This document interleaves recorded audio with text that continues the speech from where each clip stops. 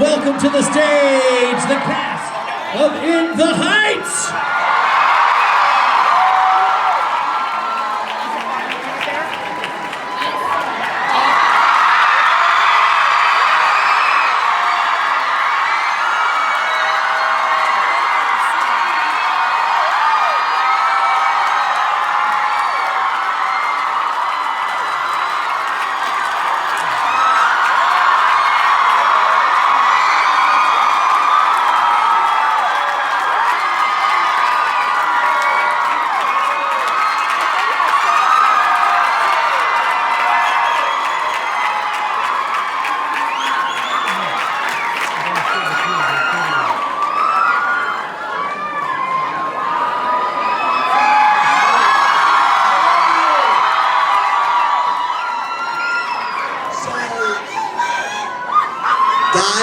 As you know, this is the cast of In the Heights. My name is Luis Miranda. Thank you. I'll be sort of your moderator today, but actually I'm doing no talking. All I did was sort of to have fun and had Lin-Manuel.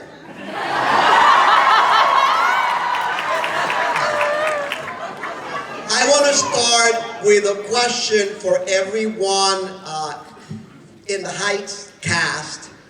I want each of them to introduce themselves, but actually talk about when did they join the In the Heights project, so that we have a sense of when people were jumping into this wonderful project called In the Heights. So we're going to start with Chris Jackson.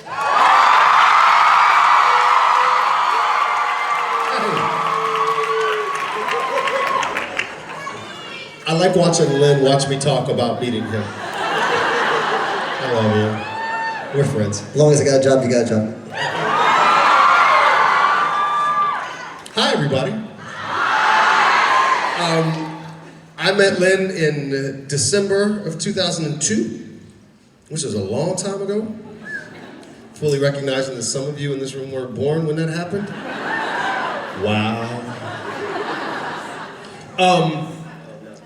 In the basement of the drama bookshop. Yeah. He was downstairs playing something on the piano, and Thomas Cale was there, and Bill Sherman was there, and we met, and he handed me some lyrics. He was like, "Hey, learn this rap." That's a good lid, isn't it? It really is. So I went up the octave. Hey.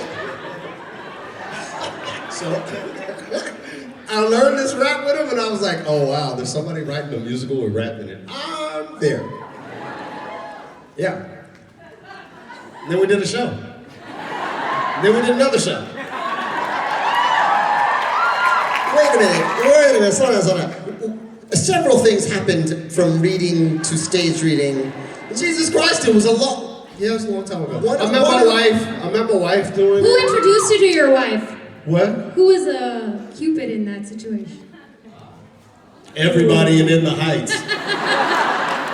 Starting with this one right here, she's like, ooh, I think you like her. I'm gonna help you. Yes, she did. Mandy Gonzalez, ladies and gentlemen.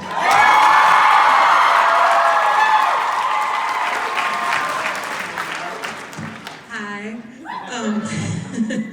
I started with In the Heights in 2004 when I got a call from my agent that said there was a new show being written by Latinos, and I was starring Latinos, and they were interested in me coming into to meet with them in the basement of the drama bookshop. So I met with, I think Alex and Tommy were in the basement, and so I met with them and I sang through some stuff, and then I did the reading right after that, and I remember sitting around the table, and I was sitting by Andrea, and we all had our books open, and Lynn said, I know you guys don't know any of the music, so I'm just gonna sing it all. So he started to sing, and it was Lights Up on Washington Heights, and it was like electric in the room, and I had never seen anybody like Lin, and never met anybody like the creative team, and I knew that I wanted to be a part of it forever. Do you remember what the Benny Nina song was at that point? In 2004? Was it Long Way Around, or was it, there was like 50 versions of the Benny Nina song. There's a lot of songs. That was when A lot of versions of a lot of versions. That was when you were coming home, when you were driving her home from the airport. Oh, yeah. Yes. I remember though. I have 4 seats today, I don't remember anything. I don't remember, but I do remember at the reading, I was like, so are like, because we just did the first act, and then it said they're gonna kiss, and I was like, so Chris, are like, you know, are you gonna kiss me, or like what? Because I need to know, and he was like, no, that's all right. And I was like, oh, okay, cool, because I just wanted to know, like, you know, whatever. I remember now. It was, do you mind if I ride by your side? That was the song. Do you mind? Get the love of you next to you. Something like that. Get you next to you. It's so much better when she sings it. Yeah, I remember that. Okay, keep thinking on that. I'm going to keep coming back to you with Cut Nina songs. Okay. Priscilla Lopez.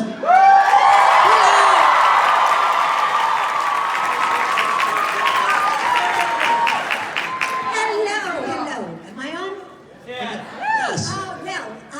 I had just finished doing a play off Broadway called Beauty of the Father, and there was this little unknown actor, Pedro Pascal, who was in it, and so gorgeous he is. And so the show closed, and we were having lunch downtown, and he said, listen, I want you to come to my friend's house. And he had some friend on the West Side Highway, one of those glass places up there. And I went to this apartment, and we went out into the little balcony or the rooftop, and there was this blonde woman in the corner, and she approached me and she said, hi, my name is Jill Furman, and I'm doing this show called In the Heights, and I was wondering if you would be interested in reading the script. I went, yeah. But I respond to that to any job. But anyway, so I read the script, and she said, I'll send it to you. So then somehow I got it. I guess she sent it. I don't know how I got it, but she sent it, and she sent a CD. So now I'm in the car picking up my daughter from school or whatever, and I said, look, I got the CD, and we put in the CD, and the music starts, and I'm driving, and where was that? An accident. She grabs the wheel. She goes, Ma, you got to do this show. You got to do this show. And I went, why, you really like it? She said, yeah, it's really great. And so we listened to it some more and some more, and before I knew it, you know, I was in love hearing this music. So the next thing, I guess I must have gotten in touch with her. I'm now going down to, I think it was at Bernie Telsey's, maybe, that's where I met you. And this one comes out with Alex Lacamoire. Now these are two beautiful, you know, Latino men with big black eyes and the hair. One has this straight hair and one has this curly hair. So it was the yin and the yang. And I said, this is for me.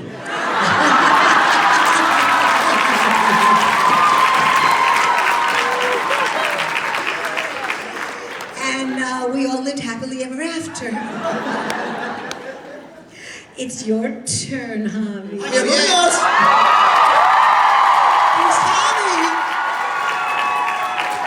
Okay, so it was 2005, and I was trying to throw in the towel, quit the business, and I took a job as a general manager in a restaurant on 10th Avenue in Manhattan. And a friend from college had written a musical and was badgering me to do this reading of it, and I thought, you know, cool, that'll be the last thing I do, and then I'm just gonna, you know, figure something else out.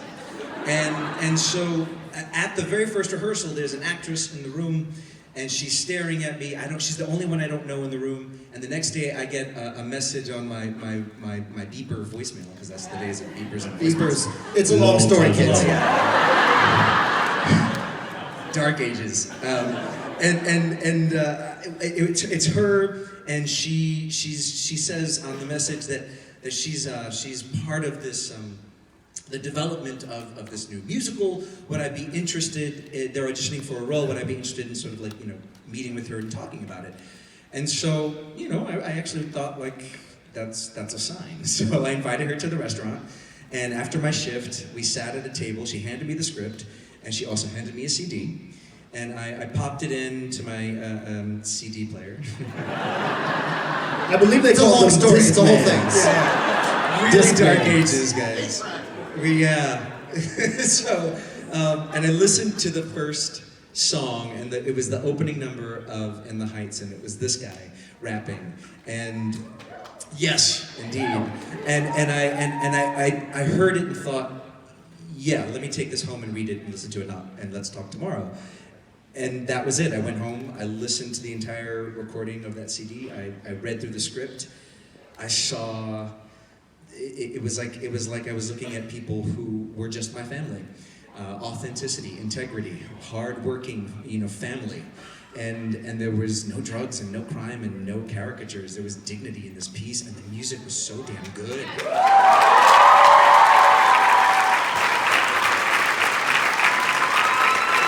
And that's it. I said yes. And But you didn't audition for Usnavi, you auditioned for Lincoln. Yes, it actually was a character that Nina had a brother. I had a brother. And his name was Lincoln, and I auditioned for Lincoln in the room with the entire dream team. And My fire escape. Yes, That was a good song. and that's how it happened. And then the Usnavi thing is a whole other story. Janet. Dacal! So I also joined In the Heights in 2002 in the basement of the Drama Bookshop. I had just moved up from Miami. It was my first audition in the city, ever. And I walked down the steps of the Drama Bookshop, and there was Lin behind the piano plunking chords, and he's like, come sit next to me, and he's like, sing this thing. And I was like, okay. And that was basically it. I mean, I was running auditions? You were running auditions. That was a Long time ago. So yeah, I was lucky enough to be with the project since that early on and see very many incarnations of it. Always beautiful and joyful and heartfelt, and the things that you all got to see eventually. Seth Stewart! Hello. I don't really remember reading the scripts or hearing the CD. I'm pretty sure I got one, but I think I was actually coming off tour, and I think that Who were you touring with, Seth? I don't remember at that time. You know who you was touring with. Madonna. He was on the road with Madonna. Like when she was Madonna. Before she was losing Twitter battles with Lin.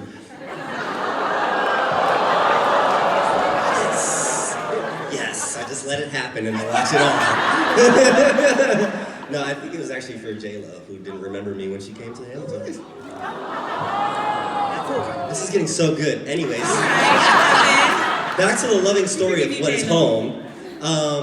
No, so I know I got a script, I know I got a CD, I don't think I really listened to it, and actually I did listen to the first one, I was like, this is gonna be cool, and I remember coming into rehearsal, I do remember the first day of rehearsal, I forgot I was wearing my gold grills, my tops and my bottoms, and apparently I scared Janet the I first was like, day. what happened to our show? I was living in the Bronx, so what are you gonna do? But I do remember coming in the first day of rehearsal for, when we were at 37 Arts, and just seeing the diversity in the room, and just like feeling the vibes, and I was like, this is gonna be cool. And then I spoke, and I forgot I had my girls, and I scared like everybody else. But it was just amazing, and to me, Off-Broadway was still one of my favorite times because it was just we were all in the same dressing rooms. All the guys and all the girls, all the smells, all the emotions. And as crazy as that sounds, it was to this day, one of the most beautiful times I had in my life. So, yeah. So, Kiara, it's the other side of the creative team. Kiara. I wrote the book. I'm from Philly. I came to New York Go Eagles. I came to New York in August 2004. And in September 2004, I had a reading of a play I wrote that was set in North Philly, which is kind of like the equivalent of Washington Heights. And the producer heard it and said, "Can I pass your number along to someone?" And then a few weeks later, I had a script in my hand that was like 120 pages, script that you had written, and a CD, and it was awesome, and I loved it. And they were like, "Will you write the script?" I was like, but what are you asking me to do? I don't understand. So, basically, Lin had been working on this for years, and every time the producers gave him story notes, he would write a new song, but they didn't. But he wanted to save his operatic instincts for Hamilton, so they wanted a scriptwriter who wanted to dig into some playwriting stuff, and so we did that. We met at a diner. Market Cafe. The Market Cafe. We talked about our dad's work in the community. We talked about our abuelas and the oral histories of the island that were passed on to us that way. We talked about generations going to college and all that stuff, and I was like, I want to do this, and I thought I could bring a little flavor of my own, just trying to get in like as much female Latina strength as possible, so I was really psyched about that. It was already there, but I wanted to amp it up, and then, fast forward to, and then I was temping at the time, and Tommy Kail would send me, I would like send them scenes, like, well, here's an idea I have, and then Tommy Kail would send it back to me, every like syllable with ideas and responses and edits, and I was like, oh my gosh, this is really overwhelming, and so I quit my temp job. My husband was like, this sounds for real, you should just do this, spend more time on this, so I did it, and then fast forward to Seth's grills, and they made this really cool like cha-ching sound. Olga.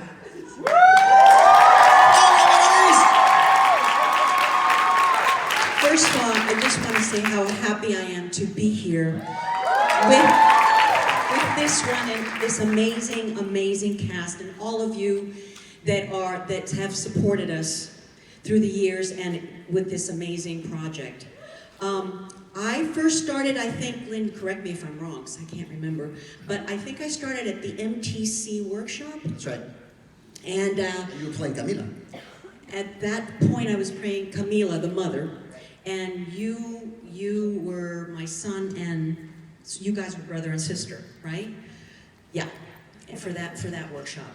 And my agent called me and he said, it's the show, they're rapping, it's these kids, they're rappers, they're rapping. I don't know, and I said, rapping? What do you mean rapping? And so, anyway, but then I heard the music, and I fell in love with the whole story and the music, and and then after a while, I guess they were looking for an older lady, right? That you couldn't find an older lady to play Abuela Claudia. And so I auditioned You couldn't find anyone who could sing the song, period. It's a mother effer of a song. Like breath control wise, just knocked it out of the park. Yeah. So, calor, it's not simple. No, it's not simple. Well, for me, with that song, it cost me, because it would get me in touch with my roots, my family and my Cuban roots. And so it was very emotional. It was very hard for me to sing it every night. Not so much technically, but emotionally. It was tough to do, but I did it it was very passionate for me. And I was just happy to do it every night, and I have to thank you for it. So I don't know if that answers the question. Karen, Olivo.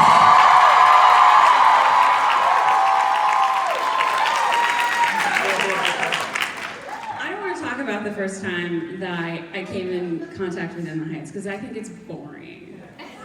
We want to hear the boring, and then we're getting excited. But about that first audition, Karen. It's the audition, because I think the audition is really, because when I heard the music, I was like, yeah, this is gonna be awesome, but I'm like, who's this dude? Like, who's letting this dude do this? And like, in my mind, I had made him up to be like something that he was a superhero in my head, right? So then I walk into the first audition for 37 Arts, and it's a dance call.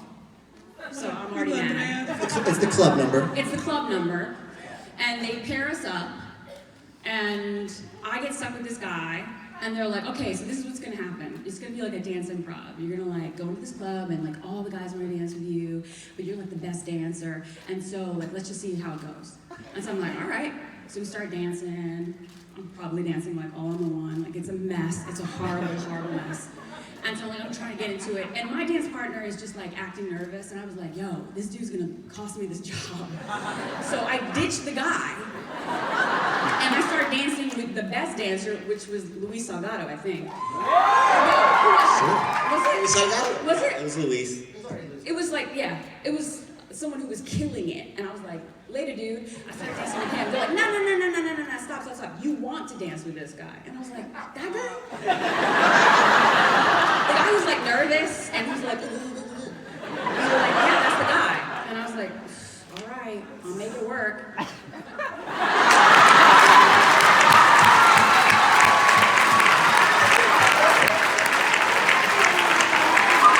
tells you everything about our relationship, right there. The end. Pero Olivo,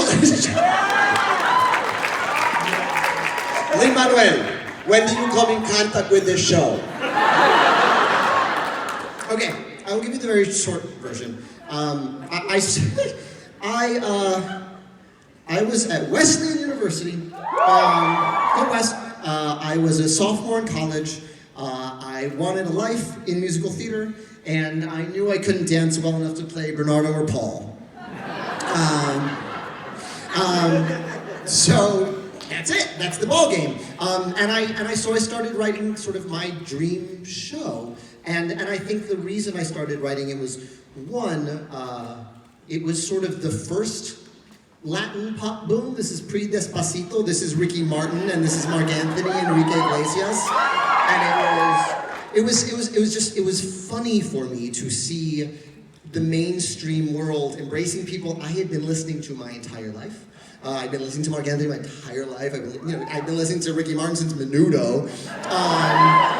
And I've been writing musicals, but I never brought anything from home into that. And I think a big part of growing up is sort of bringing all of yourself into a space, not just the part that relates to the people in the room. And so I put everything into that first draft. It was an 80-minute, one-act version of In the Heights, and it was hip-hop, and it was Latin music, and it was show tunes, so it was sort of this weird mix of Rent and a Marc Anthony album, and like a Black Sheep album. And it was a huge hit at Wesleyan because I couldn't find enough Latinos in the theater department. So I had to do this big call. And so, again, theater kids, you'll relate to this. Everyone came to the show because everyone had a friend in the show. Ralphie from the gospel choir is in the show. We gotta go. So it expanded beyond sort of the 12 people who were doing theater every weekend. And so that was a huge success. I met Neil Stewart and John Buffalo Mailer, who were seniors, who saw the show, and they were like, kid, we're starting a company when we graduate. Like, we want to produce your show. I was like, okay. I'm going to be playing Ultimate. I'm 19, what are you talking about? And they were as good as their word, and they started Backhouse Productions in the basement of the Drama Bookshop with Tommy Kail and Anthony Freestyle Supreme Veneziale. And so that's where it started. I met Tommy. We started the conversation that is still happening even today, and he is still circling my notes and having an idea for every word on the page. And little by little this came together. I mean, you are seeing a small portion of hundreds of actors who worked on In the Heights. It was a really long journey to get here, and it was many different plots. I mean, Janae Hernandez is the amazing actress who played Vanessa for many incarnations and brought Javi to us. Jill Furman and Kevin McCollum and Jeffrey Seller, and so there, we're sort of the starting lineup, but there's a lot of people who put a lot of blood, sweat, and tears into the show, and I'm grateful to all of them. Robin DeJesus, who's not here, Luis Salgado, like millions of people. So thank you for being here. I can't believe we're even talking about it tonight. In fact, when we had the 5-year reunion that we did a concert up at the United Palace, we had 75 people who had played parts in the Heights throughout the country that joined for the ending number of In the Heights. So it was all of you and 75 other actors who came from all over the country who had been playing In the Heights, in schools, in regional theaters. But one of the things that I want to ask all of you, I know that you, Lin-Manuel, there's at least 50 plus songs that never made it into the show, or that were in the show at different intervals through its development. Do you guys remember any of those songs? Do you miss any of those songs? Or at the end, the songs that made it were the right ones? Your answer requires singing anything that Yes.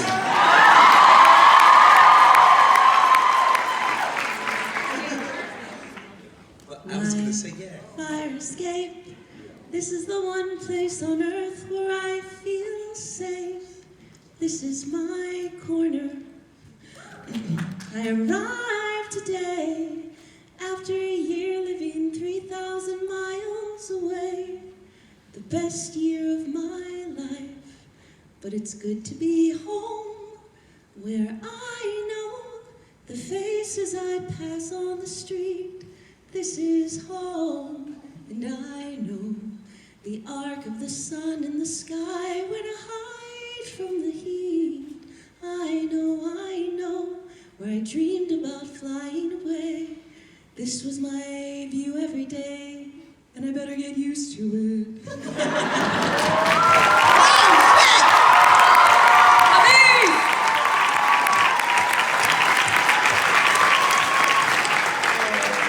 Anyone else remember any other song that you I gotta put in a plug. Well, Lincoln had earlier amazing version of Fire Escape too, but I gotta put in a plug for Hear Me Out.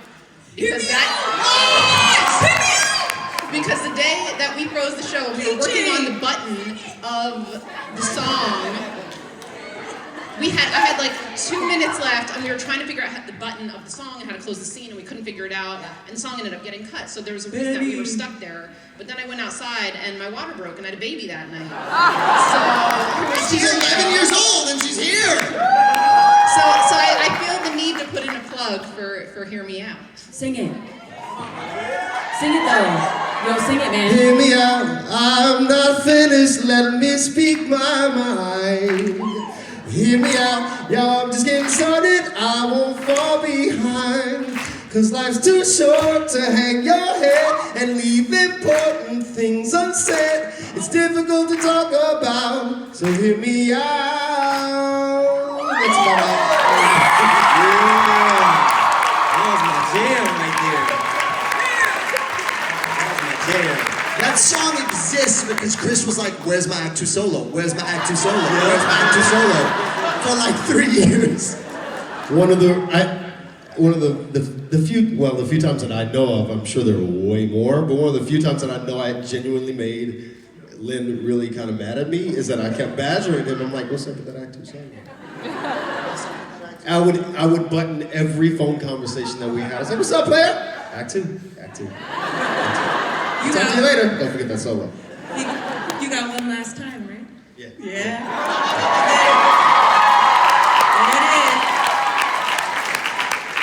We were even, and then you decided to put my picture on Twitter like that. Now he owes me dinner. He's the best. What else? What else? Jenny, you got the longest memory because you have like the old I do have the stuff. old, but I only have like snippets of them in my brain. That's fine. Yeah. Not. No. That's right. Andrea's not here. She's very sorry not to be here. Lincoln, you stole the show last night. Yeah, you were dope at the open mic. With this song I write, and right away I know something to try to say. Can I get another song, please? I'm in the middle of a game. Peace. Yeah, that was handball and high bridge point. Yes, that's right. As long as not hanging down on the front. Wait.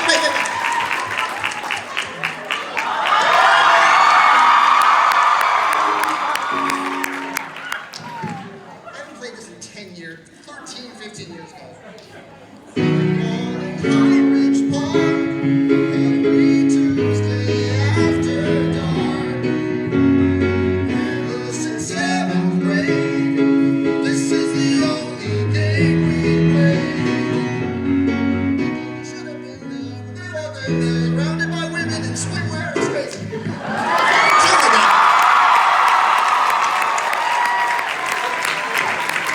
That song was dope. I actually lived through all of these changes.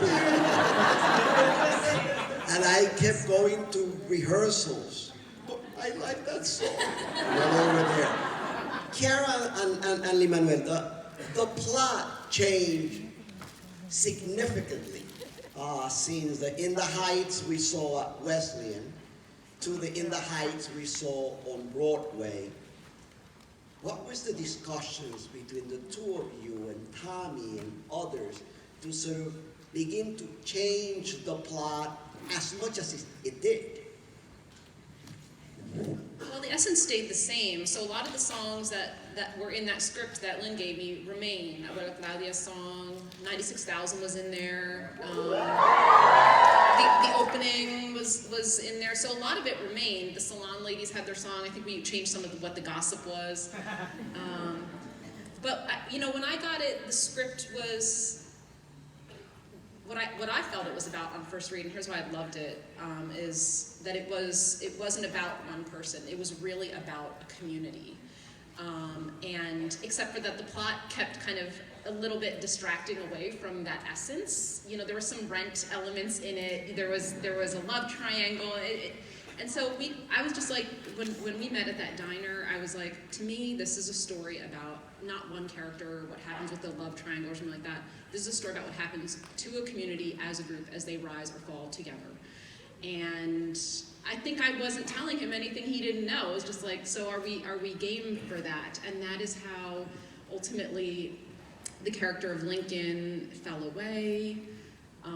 The character of these three businesses, like pitching it as three businesses actually felt like a new focus, even though they were in there. But it's like, one of them is about to fold. One of them is moving location, so that story, that was from my point of view. Emerged from what was already there. I'll never forget the first time we met at the Market Cafe, and I've never told you this story, but I think Tommy and I met two other potential book writers. And then when he met you, he was like, yeah, you really gotta meet her. And Jill Furman was like, yeah, you really gotta meet her. And we sat and we talked for like an hour and a half, I think, at the Market Cafe, and I remember I was so excited that you got the show. Like, you just got it. Like, what needed to happen so well that I fake goodbyed you. I hugged you, went down into the train station at 42nd Street, and then came up another stairway so I could call Tommy. I couldn't wait to get to 207th Street, which is like where I lived. I had to like get right back up and Tommy, this is it, we're done, we got it. Yeah, now we both live up there. But I was fake goodbye. I'm so honored. But really, it's like what I learned with this musical and with my writing since then is, you can kind of outline and plan, but the magic really happens in the organic discoveries when you're making a thing. Because in an outline, something will work, but what happens when you're writing it and something really magical starts tapping on your shoulder over here?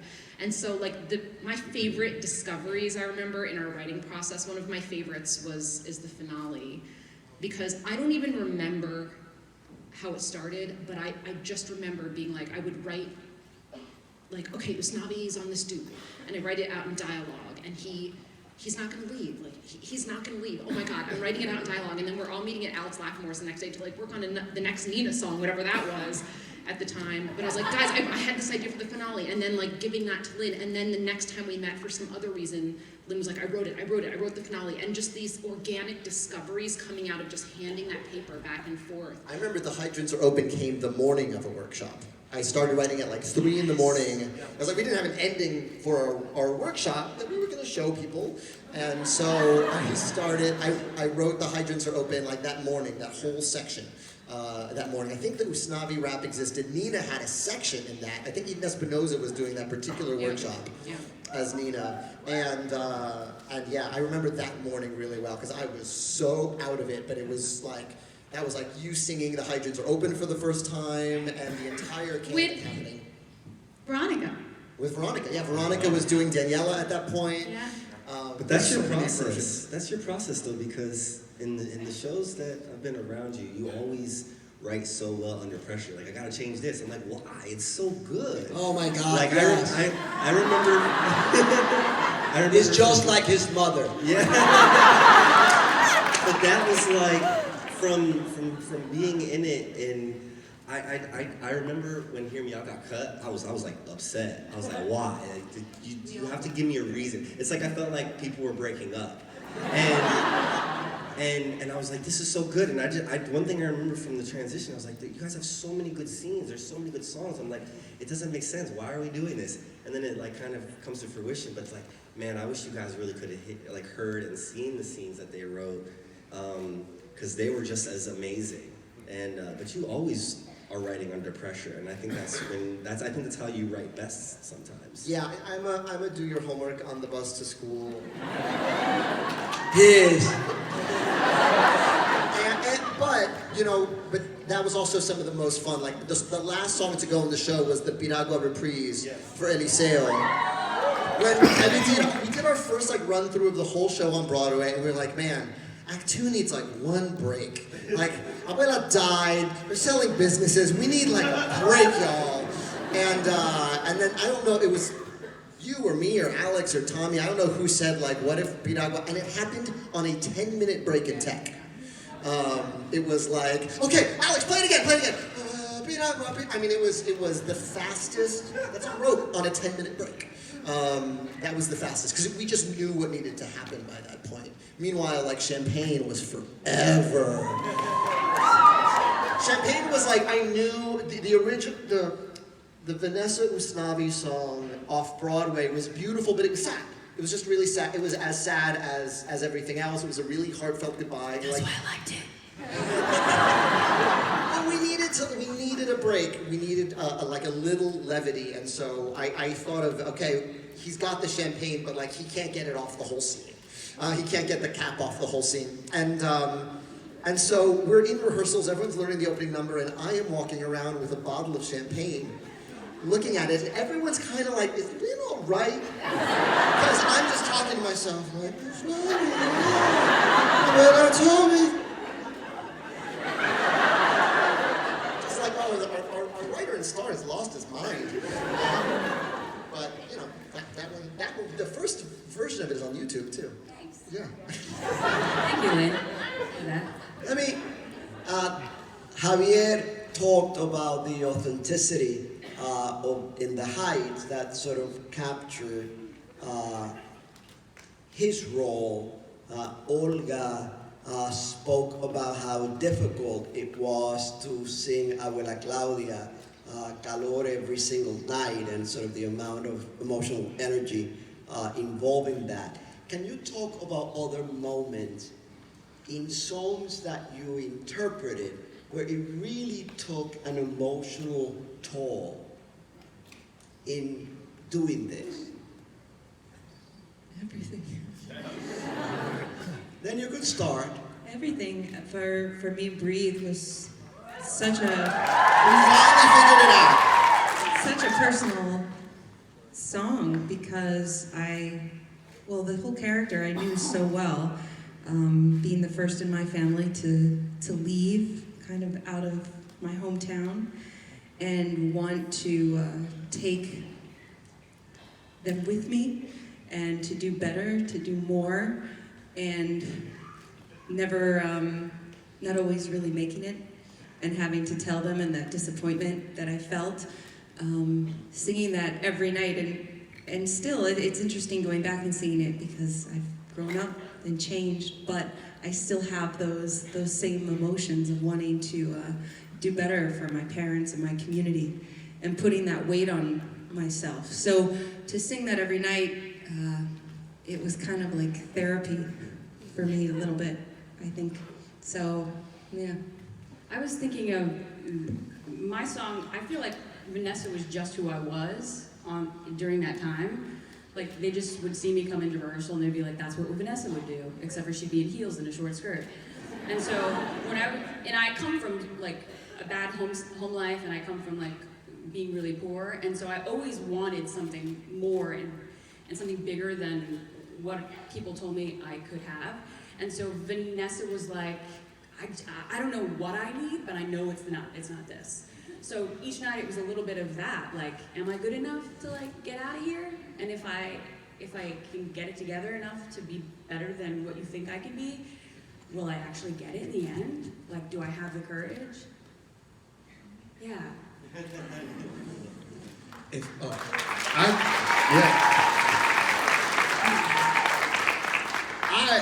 Everything about Benny, every single thing about Benny's life, I was living. Every single thing. I'm from Southern Illinois. I come from with a black daddy and a white mom, and I come to New York and I fall in love with a Puerto Rican girl. And nobody told me what to expect. I just got a whole bunch of, from Lin, like constantly. And that learning process was hard. I don't speak the language even now, I'm ashamed, but I don't.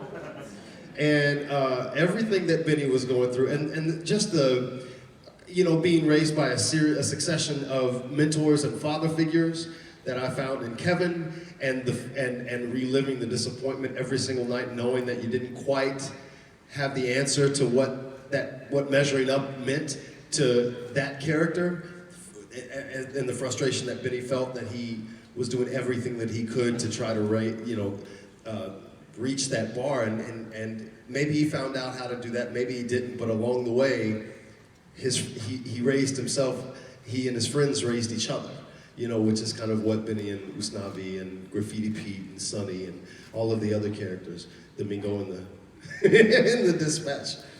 Yeah, that was all happening in real time for me.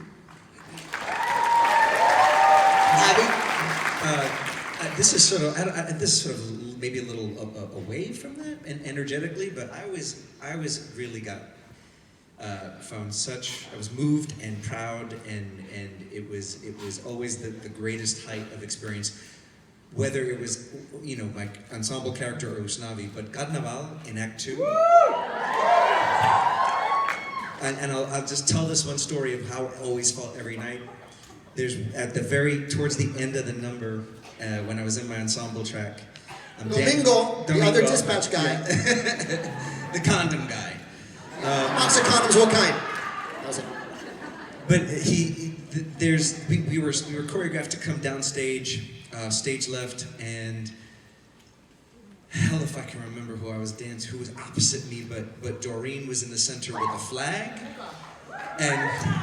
and we were circling around her, and it was the end of the number, and it's building, and 2 rows in, 2 women are sitting there holding a flag and shaking it, and they were so proud, and that's still what still moves me, is that there's such dignity in that show, there's such pride in these characters and these people, and that's it.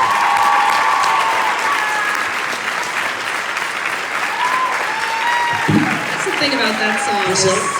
The thing with Carnaval is that song is deceptive. I love that song so much because it starts as the party. It starts as the celebration. It starts as a way to escape the heat, the blackout, which reverberates painfully today, right? Considering everything that's happening on the island.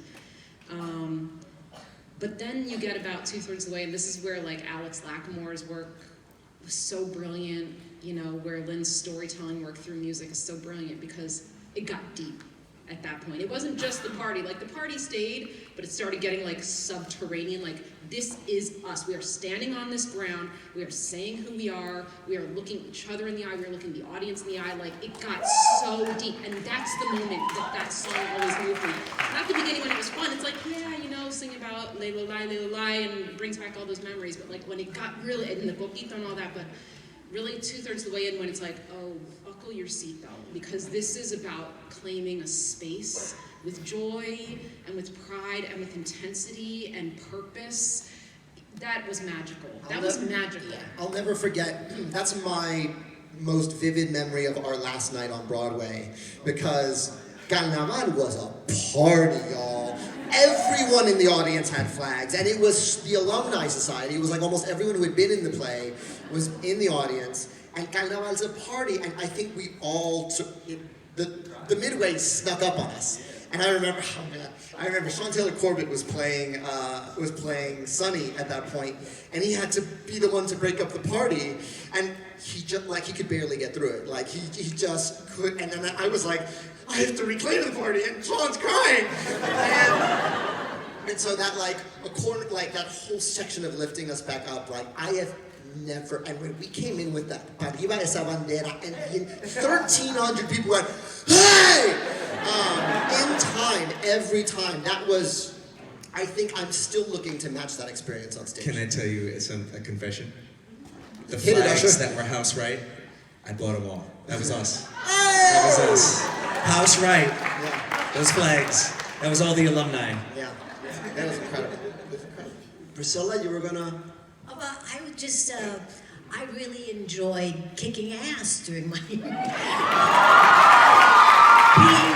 the Puerto Rican mama and saying, get your act together. You girl, stop complaining. Husband. I mean, it was just, carrying my mother's flag. Every time I play, I've played everybody's mother. Everybody's mother, and I'm very proud of it. But the truth is that every time I play everybody's mother, I'm playing my mother. And it's my little secret homage to her, who never got to see me in any of all the Latin work that I've done. But I say she's up in heaven pulling the strings that allowed me to do it. But anyway, my mother was tough, and so every time I did that song, I got great joy as Priscilla kicking some ass, and got great joy as Priscilla, my mother's daughter. So that's kind of what I felt during that. I want to end letting you know that I was also in the show. Oh my God. You guys don't know this, but 9 years ago, Lin-Manuel, through Broadway Cares, I made a very generous donation to Broadway Cares. And it was my birthday, and my birthday present was to be an extra in 8 different scenes in the Heights. It was 5 different scenes. What It was 8. It was great. It was great. I will never forget it, because it was the first time Piragua became a 5-act play. Because your job was to consider buying a piragua and keep walking. And then he tried to buy a piragua, but I needed to make up my mind. So the show just lasted 5 more minutes that night. It was great. It was great. It was actually really amazing. And he can dance. Don't get it twisted. Can I say something? Jenny. I want to thank your dad for supporting you all these years like you have. In every single rehearsal that I would see you in the back, just there, your presence, and how I admire that, and how I just wanted to say thank you. That's all. I learned it from Mama Rose. That's actually a good way to end, because this is turning into In the Heights on stage as we speak. But I think one of the secret for me as a performer, the show exists because I just wanted to be in this room. I wanted a life in this business. And I'm really, really much closer to Nina than Usnavi internally. Like I was the kid who got out. I was a little out of place in my neighborhood, and in writing this show, created a community beyond my wildest dreams. Created a community I never really felt as a kid, and when you see these regional productions and you see these kids, you had them all tweet to you. These kids, you've been in these regional productions of the show, and someone's first kiss is Benny Nina, or someone's lifelong best friend is Daniela and Carla, and those shows that you do when you're in school, you feel them on a cellular level, and the fact that this has created community for so many communities. It is, I'll never forget, Pilo, you said it to me, opening night, you said, you are throwing a rock in a pond, and you have no idea the ripples that are gonna come back to you. Do you remember this? It was because... Wait. Yes, I remember that, but you freaked me out because when I went to see Hamilton, and I'm like, destroyed, and it was that picture in the New York Times in my back, and I'm holding you, and you said to me, oh, I just wanted to make you proud. I just wanted to create another ripple, and I said, ripple? I said, this is a tsunami.